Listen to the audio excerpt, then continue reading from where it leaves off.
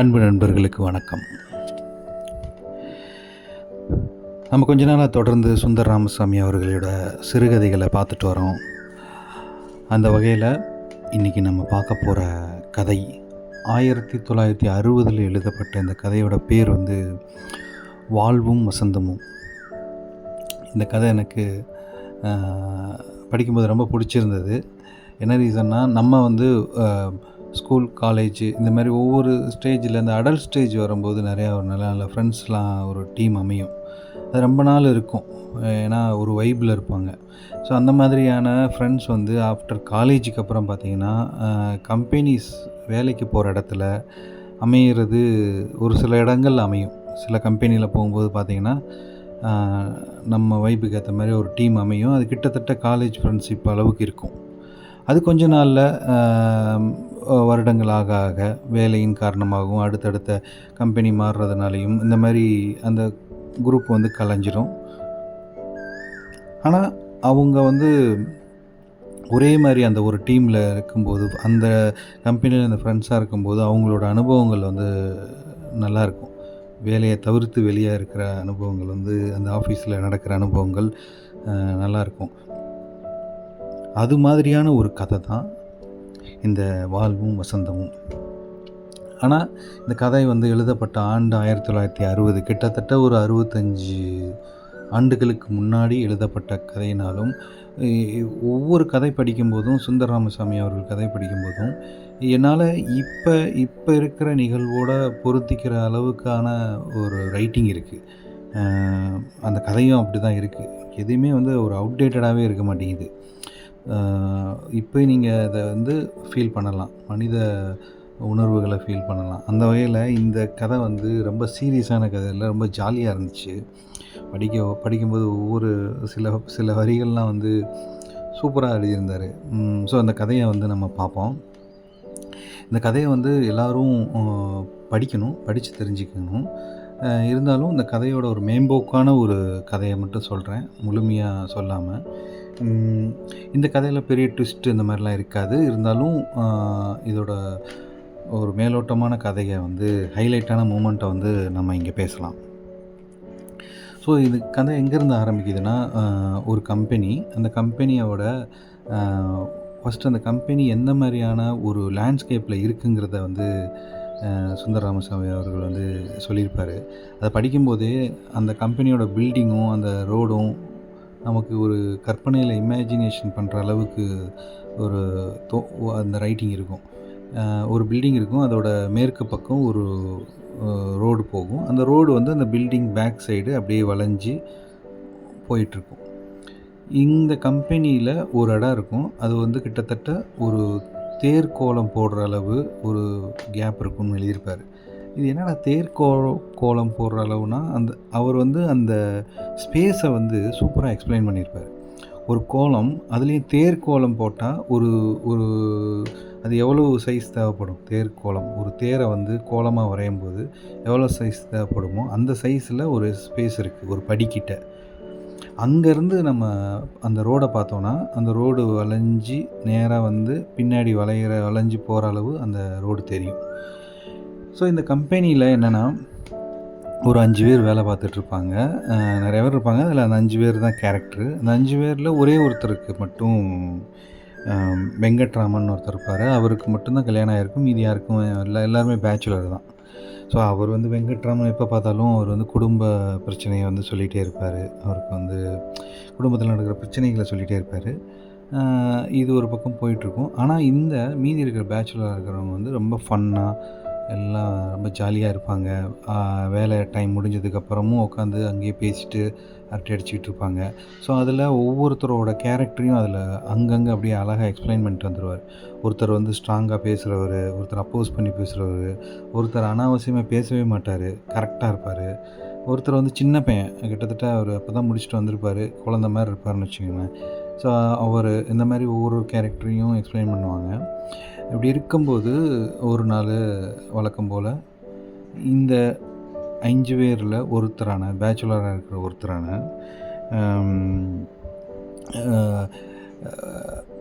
போய் அந்த ஸ்பேஸ் இருக்குல்ல, அந்த ரோட பார்க்குற ஸ்பேஸில் நின்று சிகரெட் குடிச்சிட்டே பார்த்துட்ருக்கும்போது ஒரு ஃபுல் கான்சன்ட்ரேஷனோட பார்த்துட்ருப்பாரு. தூரத்துலேருந்து ஒரு பொண்ணு வந்துட்டுருக்கும். அந்த பொண்ணு பார்க்க பார்க்க கிட்ட வர வர அழகு கூடிக்கிட்டே இருக்கும். செம்ம அழகான பொண்ணுங்கிறது அவருக்கு ஃபீல் ஆகிடும். ரொம்ப உன்னிப்பாக பார்த்துட்ருக்கும்போதே அதை வந்து உள்ளே இருந்து பார்த்த இன்னொரு கேரக்டர் வந்து பார்த்துட்டு, சரி இவன் பார்க்குற பார்வையிலே தெரியுது சூப்பராக ஏதோ ஒரு பொண்ணு போகுதுன்ட்டு போய் அவரும் பார்க்க போவார். பார்த்துட்டு அவங்களுக்குள்ளேயே ஒரு ஒரு ஒரு ஒரு கம்யூனிகேட் பண்ணிப்பாங்க. இந்த பொண்ணை தான் பார்க்குறேன், இதை நான் வந்து ரொம்ப டீப்பாக பார்க்குறேங்கிறது மாதிரியான ஒரு கம்யூனிகேஷன் இருக்கும். கிட்டத்தட்ட அதை வந்து ஒரு இடத்துல எப்படின்னா, அந்த லைனை வாசிக்கிறேன். அது எந்த அளவுக்கு முக்கியமான ஒரு அந்த பார்வையை பற்றி சொல்லியிருப்பார்னா, ஒரு குறிப்பிட்ட நிமிஷத்தில் அவளை 15 அடி தூரத்தில் பார்க்க முடிந்தது. அந்த நிமிஷத்துக்கு அழிவே இல்லை அப்படின்னு சொல்லிட்டு செம்ம லைனு. ஒரு பொண்ணை வந்து ரொம்ப டீப்பாக பார்க்குறான் ஒருத்தன், ரொம்ப ரசித்து பார்க்குறான், அப்படி அட்ராக்ஷனாக பார்க்குறான். அதில் ஒரு நிமிஷத்தை வந்து அதுக்கு அழிவே இல்லை அப்படிங்கிறான்னா அந்த அந்த அந்த லைன் வந்து எவ்வளோ டீப்பாக எழுதியிருப்பார். அந்த அளவுக்கு ஃபுல் கான்சன்ட்ரேஷனோடு அவன் வந்து பார்க்குறான். கிட்டத்தட்ட ஆல்மோஸ்ட் எல்லாருமே லவ்வில் விழுந்துடுறாங்க அந்த பொண்ணுக்காண்டி. இவங்க 2 பேரும் பார்க்குறத வச்சு மீதி இருக்கிற 2 பேரும் வந்து பார்க்குறாங்க. அதில் ஒரு சின்ன பையன் மாதிரி இருக்கிறதுனால அவன் மேக்ஸிமம் தவிர்த்துக்கிறான். ஆனால் அவனும் பார்க்குறான். ஸோ இப்படியே போயிட்டுருக்கும்போது அதில் ஒருத்தன் நாகராஜன்கிற ஒரு கேரக்டர் வந்து பார்த்திங்கன்னா ரொம்ப டெப்த்தாக பார்க்கும். டெய்லி என்ன மாதிரியான சாரீ ட்ரெஸ் எல்லாம் கட்டிட்டு வராங்க, ஸோ அந்த பொண்ணு கட்டிட்டு வருது. ஸோ அதுக்கு மொத்தம் எத்தனை ட்ரெஸ் இருக்கும், இந்த டேயில் இந்த ட்ரெஸ் தான் போட்டு வரோம், இதுக்கடுத்து அந்த ட்ரெஸ்ஸை ஒரு 3 நாள் கழித்து தேர்ஸ்டே போடும், இந்த மாதிரி வியாழக்கிழமை போடும், இந்த மாதிரியான ஒரு கால்குலேஷன் டீப்பாக இருக்கும். அதுவரை அவங்க ஏதோ இங்கே படிக்கிறாங்கங்கிறது தெரியும். அவங்களோட எக்ஸாம் நம்பரு, அதாவது ரிசல்ட்டு பார்க்குறதுக்கு நம்பரை கூட அவங்க எடுத்து வச்சுருவாங்க. அந்தளவுக்கு டெப்த்தாக பார்த்துட்ருப்பாங்க. எக்ஸாம் ரிசல்ட்டை வந்து எல்லோரும் ஆஃபீஸில் உட்காந்து அதை பார்த்துட்ருப்பானுங்க. பாஸுங்கன்னு ஏன்னு கத்துவாங்க. ஸோ இந்த மாதிரியான ஃபன்னான மூமெண்ட்லாம் போயிட்டுருக்கும் அந்த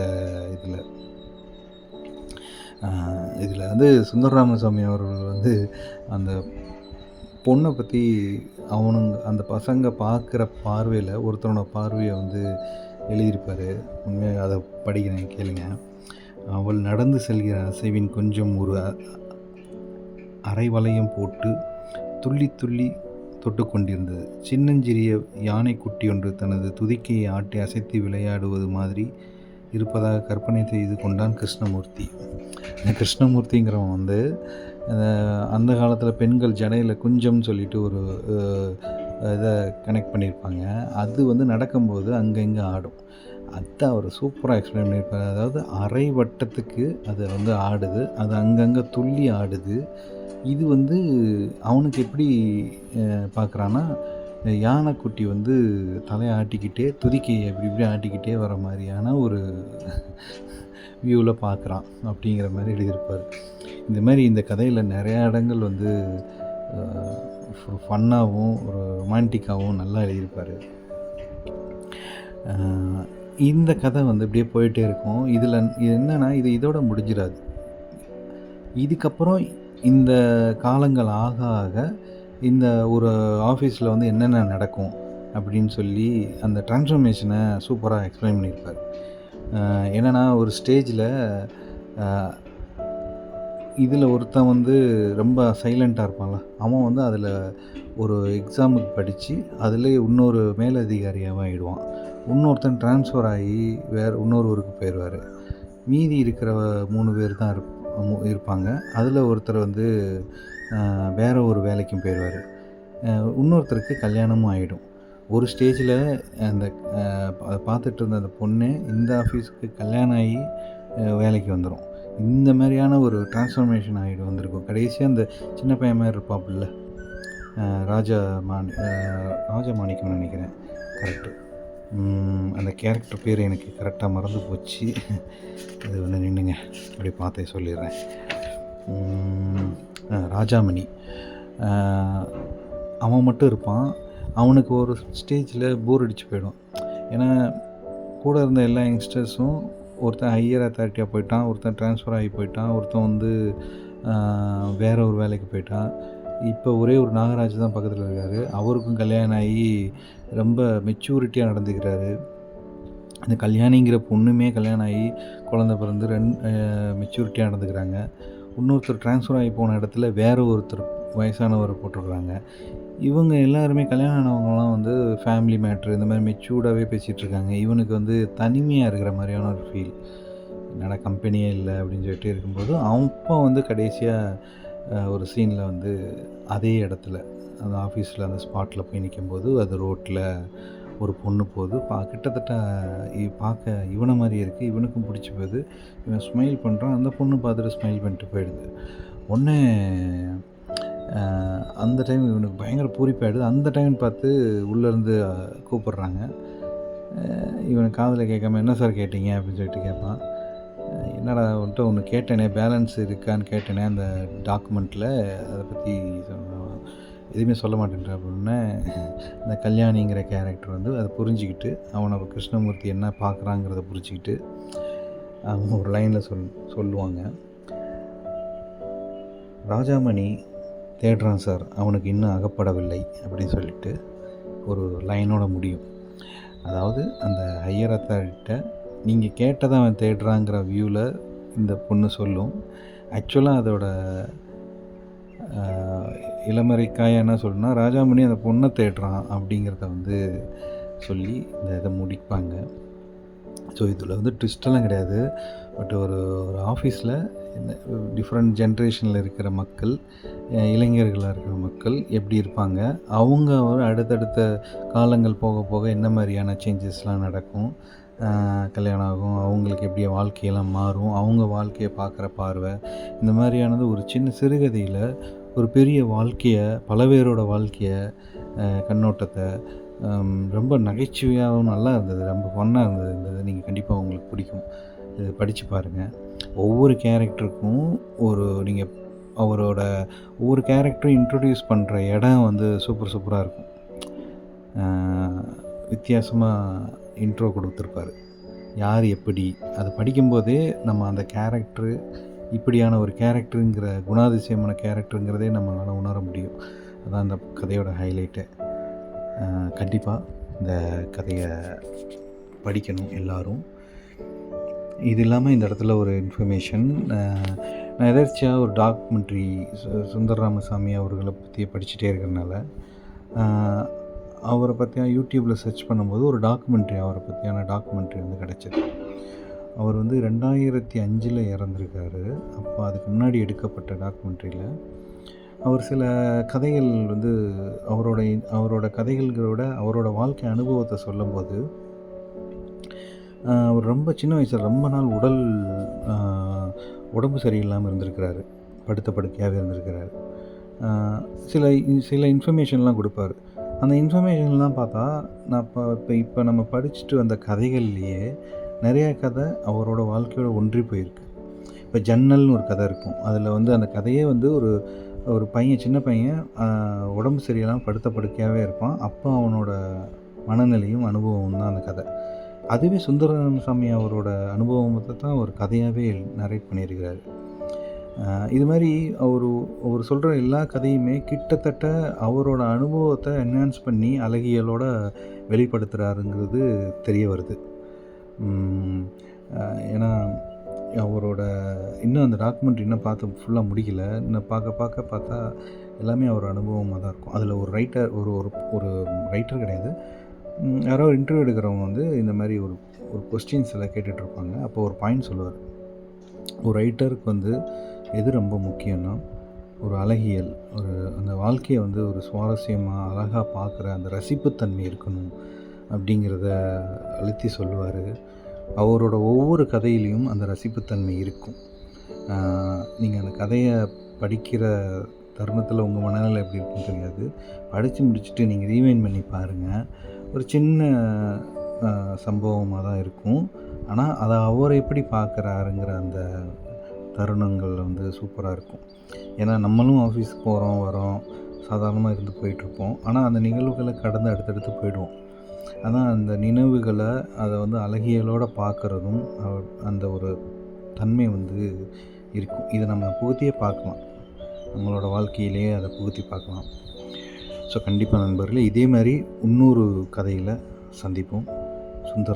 சுந்தர ராமசாமி அவர்கள் வந்து ஒவ்வொரு கதைக்கும் போகும்போது கிளாசிக் தாங்க.